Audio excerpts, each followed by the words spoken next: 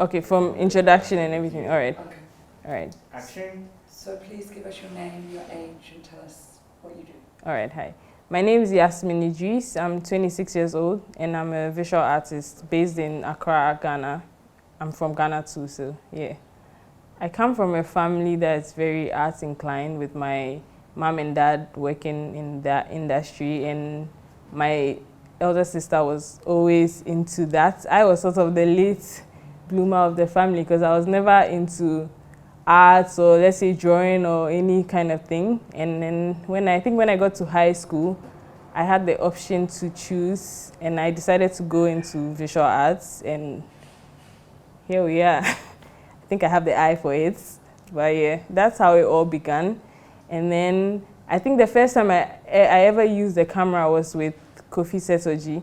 I was working as his assistant. You know, when I'm on break, I go for like internship at Nubuke, and then I went with him to photograph some pieces, and then that was when I was like, oh, I think I fancy this, and I'm quite into it. So that was the beginning of it, and I just kept on reading, and I just captured things that look nice to me. That's how it began, and that's how I'm still in this field. Yeah. So the 6 images that I'm showing, sort of a blend between different collections, because we have some that are portraits and some that are just, but most of them are more, let's say, women. It's more in the line of picturing women. So with one of the photos, I remember I was in Wa, and I was just driving in the little tuk-tuk that they use up and about, and then there was a group of women just standing outside. And like I said, I like to photograph things that are nice to me. So they were standing by a kiosk and everything. So the picture, it looked really good, and I was in a moving car, so I actually didn't know if I got the shot.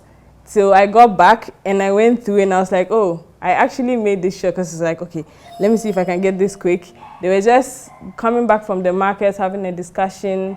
One of it, I think I was in one of the castles, and a friend was standing in the hallway, and it was just a very beautiful portrait, and I took it. And then I think if I remember, with the one with the trees and the women, that was just entering into the Volta region.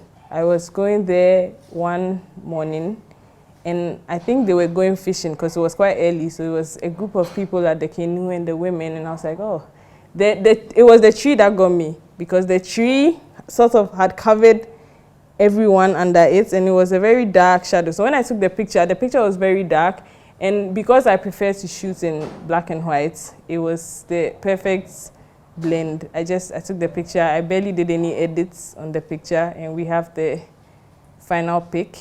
Whenever I look at a black and white photo and it has all of these tones, even though everything is in a monochromatic view, the different tones tell a different story. And I think pictures look really beautiful in black and white. So I've always taken to shooting. I feel like I can tell more stories. Like if you look at a picture and the picture is in black and white and nothing else, no color somewhere has caught your eye or something, you can sort of look at the picture and see what it truly is for. So that's how I started shooting in black and white, and I've always stuck to it, and it's my preferred. Even when I shoot a picture in like a colored form, I'm gonna edit it in black and white just to see, and I compare both of them to see, okay, what is the black and white photo giving me? What is the colored photo giving me? So yeah. But yeah, black and white, I've always I think I'm drawn naturally to it, because even in other pictures and stuff that I appreciate, I realize that it's the black and white photos always pull me, like this sort of pull. So I just stuck to it, yeah. I always use digital photography. My main practice is in graphic design. Well, let's say design, because the studio that I work at, we are a blend between architecture, design, and product design. So sort of that's my main, let's say, my day job, and more of what has been taking my time a lot. So I think my main practice is in the design, and then digital photography is the other part of me. But then I'm trying to experiment on painting in glass, like painting on glass. That's where I'm thinking about that. And I also sort of want to get into pottery. I've always been drawn to it. So I'm just trying to sort of think about how, even using glass and then the pottery together, trying to come up with a new, so they are all ideas that I'm working on and stuff. But yeah, right for now, it's more digital photography and then product design, graphic design, and then now, let's say, I mean, not architecture, but like, we're getting there slowly. What do you think the importance of female African artist exposure is? I think the importance of having female African artists, I think, well, how should I put this? I mean, when I was studying graphic design, most of the books and things that we read, it was always about the men. It was always about the male painters, the African painters, and you actually think that there's not a lot of women who work in the arts, but then when I came out of, well, obviously coming out of school and like reading and also knowing different people, I'm like, there are quite a lot of female African artists that do a lot, like so much of the work that they do is so great, but none of these people are ever spoken about. We are not taught about them. You have to, it's either from word of mouth or you know their work. So I think with recent times, I think a lot of females, well, what I've seen lately, I've seen a lot of females have been more or less, they are sort of creating their own, let's say they're writing about themselves, but like through blogs and stuff and like doing their way, they're like, okay, if nobody's gonna showcase what we are doing, let us do this. So I think recently there's been a lot of female African artists, and I think it's good. I think that we should keep at it, because we've always, female African artists have always been here. They've always done the work, but then we'd never hear of it because it's always about the men. So I think with you guys, even with Aya starting this, especially for photographers, it will help, because even photography is very male dominated, especially in Africa here. So I think this is a step in the right direction, and more people can continue to get on it, and then hopefully we have more, because I know quite a few female artists that are like, oh, let me just do my work, I'll just do what I'm doing. I don't need anyone to do this, I don't need anyone to say this about me or that. I'm keeping back. It's good that we have people that, yes, you are doing your work, you need to be praised, and your work needs to be out there for people to see that, yes, it's not just this, and we are doing a lot of this and that. Yeah. So where will we see you in 5 years' time? This question. Where will you see me in 5 years? Well, hopefully I'll still be here, alive and well, mentally stable and all. And I mean, I'd like to be more, hopefully in 5 years I've done the glass work.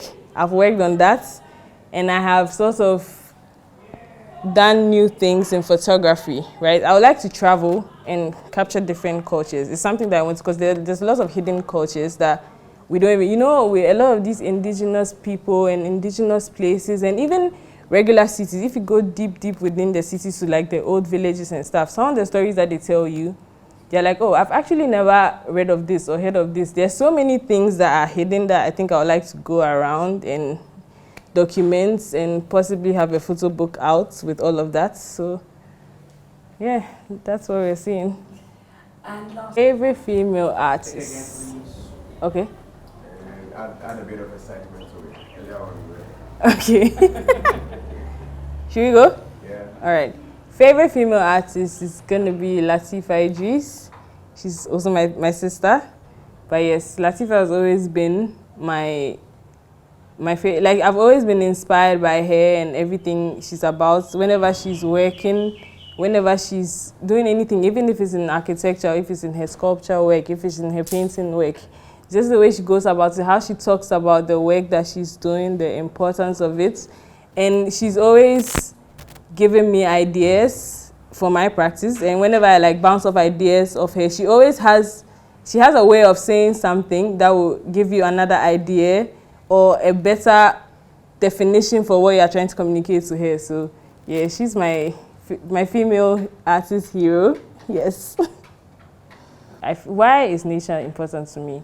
As someone growing up, right, my mom has always been into gardening. I always say she's the original green soul of the house.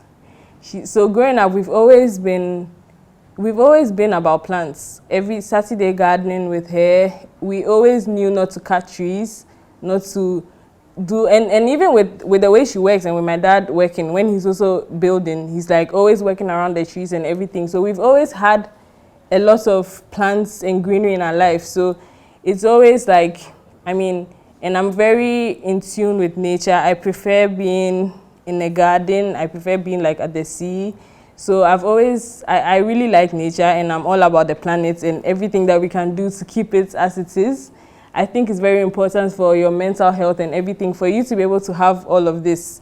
Luckily for me, where we live, we have access to all of this nature. So it's always, whenever you need a breather, you need to take a step away from what you're doing, or you need to get out of your head, just coming out, sitting in the garden, listening to the sounds of the birds, everything. It just resets you. So it's very important to me. It is.